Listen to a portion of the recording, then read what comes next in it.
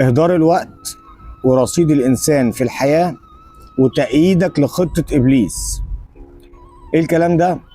هقول لك اللي أنا عايز أقوله لك، إن أنت لو حياتك مرتبطة بوقت إن تايم موجود على دراعك هتعرف إزاي تستغلهم صح.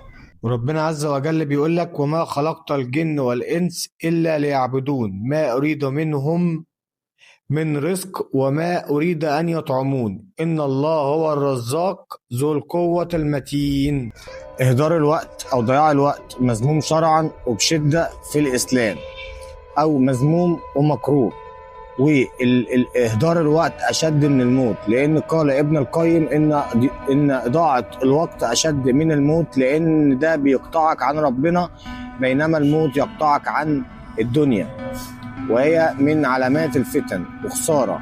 وليه الوقت مهم؟ لأن الوقت هو رصيدك أنت كإنسان في الحياة، وهو ده الميزانية بتاعتك، إن أنت كل دقيقة تعرف إزاي تستغلها صح، وهي بتمثل عمر يتناقص منك لا أكتر ولا أقل، وده أنت محتاجه علشان خاطر تحقق غاية الخالق وهي عبادة ربنا عز وجل. يعني عكس الكلام ده هو ضياع الوقت، هو تأثير في الواجبات الدينية والدنيوية اللي عليك.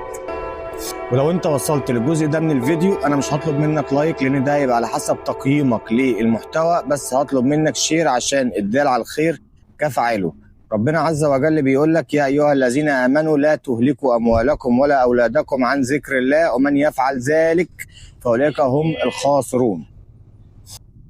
وربنا عز وجل بيقول لك: ان الانسان لفي خسر الا الذين امنوا وعملوا الصالحات وتواصوا بالحق وتواصوا بالصبر. ربنا عز وجل بيقول لك: فاذا فرغت فانصب والى ربك فارغب. وربنا عز وجل بيقول لك: والاخره خير وابقى. وربنا عز وجل بيقول لك: وانفقوا مما رزقناكم من قبل ان ياتي احدكم الموت فيقول ربي لولا اخرتني إلى أجل قريب فأصدق وأكون من الصالحين ولن يؤخر الله نفسا إذ جاء أجلها والله خبيرا بما تعملون. خلي نيتك طيبة لربنا عز وجل فيما تعمل، وحافظ على وقتك، لأن هو ده الاستثمار الحقيقي في دنيتك عشان خاطر آخرتك. وربنا عز وجل بيقول لك: كأنهم يوم يرونها لم يلبسوا إلا عشية أو ضحاها. ربنا عز وجل بيقول لك: قد أفلح من تزكى وذكر اسم ربه فصلى بل تؤثرون الحياة الدنيا والآخرة خير وأبقى إن هذا لفي الصحف الأولى صحف إبراهيم وموسى. يا سيدي الفاضل، الوقت اللي انت بتضيعه طول اليوم اقعد مع نفسك، هات ورقة وقلم، شيل من يومك 10 ساعات عبارة عن نوم وراحة، شوف بتشتغل قد ايه، والوقت اللي هيطلع فاضي لو عملوا معاك 8 ساعات لو عايز تقضي نصهم لعب يبقى قضي نصهم عبادة وتسبيح. انا عن نفسي رحت اشتريت سبحة ب 15 جنيه، كل ما انا ماشي في المواصلات او في الطريق او في الشارع بسبح بيها.